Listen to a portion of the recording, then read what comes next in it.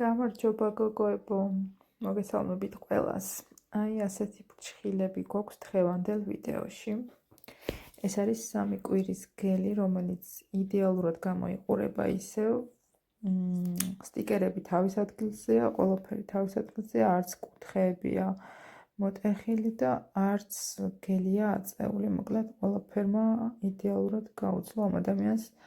თან ეს გოგო არის ძალიან პუნქტუალური და ცდილობს რომ ყოველ 3 კვირაში გაიკეთოს ხოლმე კორექცია, შესაბამისად არანაირი პრობლემა არ აქვს ხოლმე გაძლებაზე. მოხსნაზე ვიყენებ კერამიკის ლურჯ-ზოლიან ფრეზას და ნუნასთან თავისუფალ ჩამოზრდილ ნაწილს ვაშორებ ცხიმოვნებას, ანუ ვახავიანებ ფრჩხილს და ასევე ოდნავ ვასწორებ ზედაპირს, სადაც ამის საჭიროება არის.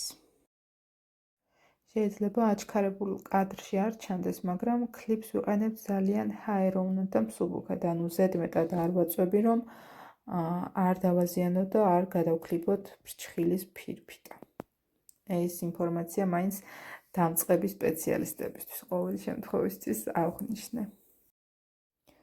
ძალიან ბევრჯერ მაქვს ნათქვამი და კიდევ გავიმეორებ, რომ კარგი მანიკურისთვის აუცილებელია ნუნის კარგად გახსნა, ანუ ჯიბე უნდა იყოს ძალიან კარგად გახსნილი, ფორთოხლის ჩხირს რომ გადაატარებთ ერთი სინუსიდან მეორემდე, თავისუფლად უნდა გადიოდეს და არაფერი არ უნდა უშლიდეს ხელს.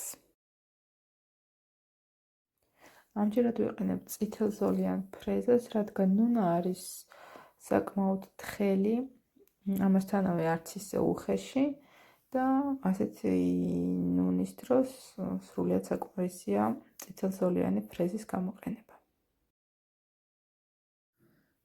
მანიკურის დროს მე ვმუშაობ ხოლმე დაახლოებით 15,000 ბრუნზე, ანუ ჩემსას რიცხვები არ აწერია, მაგრამ თვალის ზომით დაახლოებით ასეთ სიჩქარეზე ვაყენებ ხოლმე.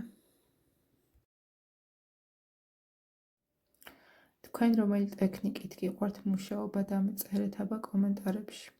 ჩემი საყვარელი ტექნიკაა კომბინირებული, რადგან ვფიქრობ, რომ ყველაზე ეფექტურია და ნებისმიერ ნუნაზე შეიძლება ამ ტექნიკის გამოყენება. თან ჩემი აზრით ყველაზე იდეალურ შედეგს მაინც კომბინირებული ტექნიკა იძლევა, თუმცა შეიძლება ვიღაცეები შემომედავონ, ამიტომ ეს მაინც ჩემი აზრია.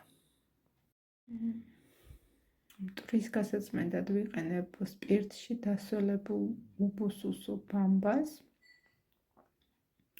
ეგრეთ წოდებულ კლინსერს მე ავხმარობ და არც არასდროს მიხმარია, რა ვიცი, სრულიად საკმარისია ჩემთვის ჩვეულებრივი ალკოჰოლი 96%-იანი.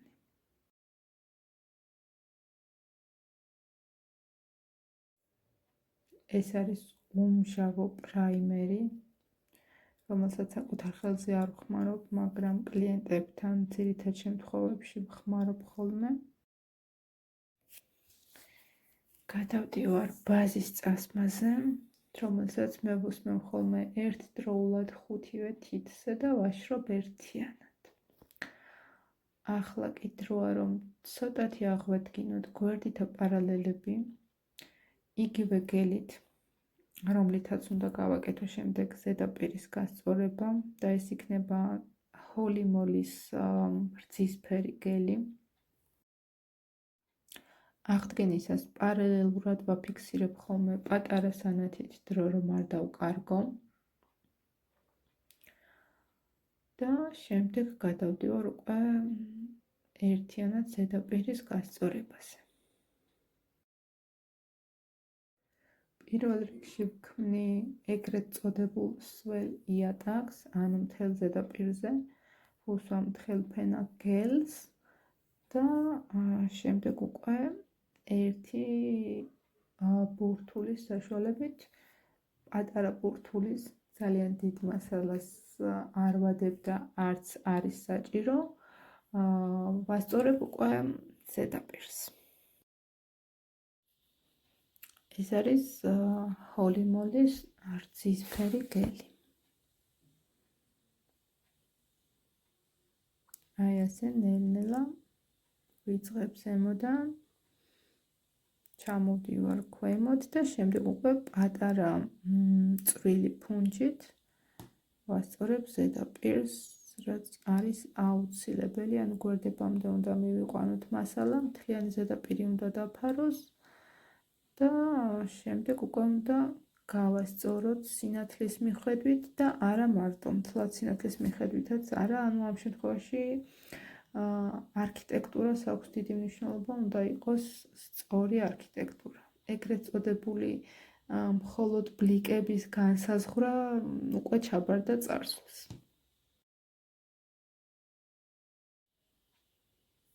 იგივე პრინციპით ვუსვამ აქაც, ქმნი სველ იატაკს, შემდეგ უკვე ვადებ გელის ბურთულას და ვანაწილებ ზედაპირზე.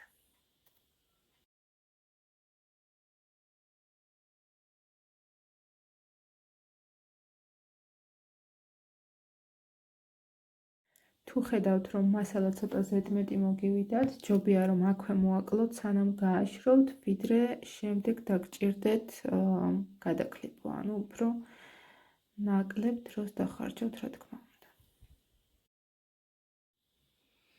დასრულების შემდეგ ოდნავ ვამოკლებ სიგრძეს აპარატით, ჯერ აპარატით ვამოკლებ და შემდეგ უკვე გადავალ კლიპით ფორმის მიცემაზე.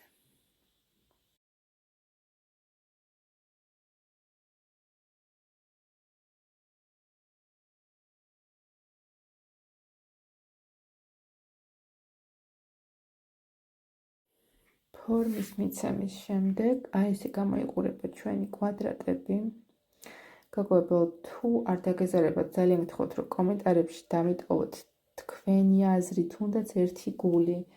ან თქვენი კომენტარები უფრო მეტ мотивაციას მომცემს, რომ შემდეგში გავაგრძელო ვიდეოების გადაღება.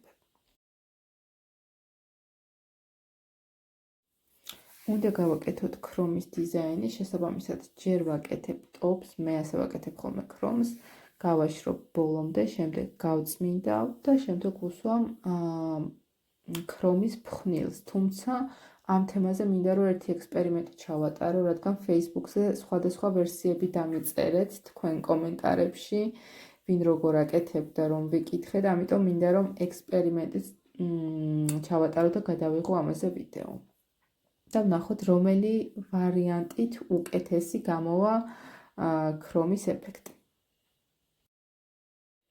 სხვათა შორის ძალიან ლამაზია ეს ქრომი, ანუ მთლად მარგალიტიც არ არის. მე უფრო ავრორას ვეძახი ასეთი ტიპის ქრომს, იმიტომ რომ ფერსით სulis ხოლმე წასმის შემდეგ და მე მგონი მარტო მე არა, პრინციპში ზოგადად ავრორას ეფექტი ქვია ასეთ მარგალიტის ფხვნილს.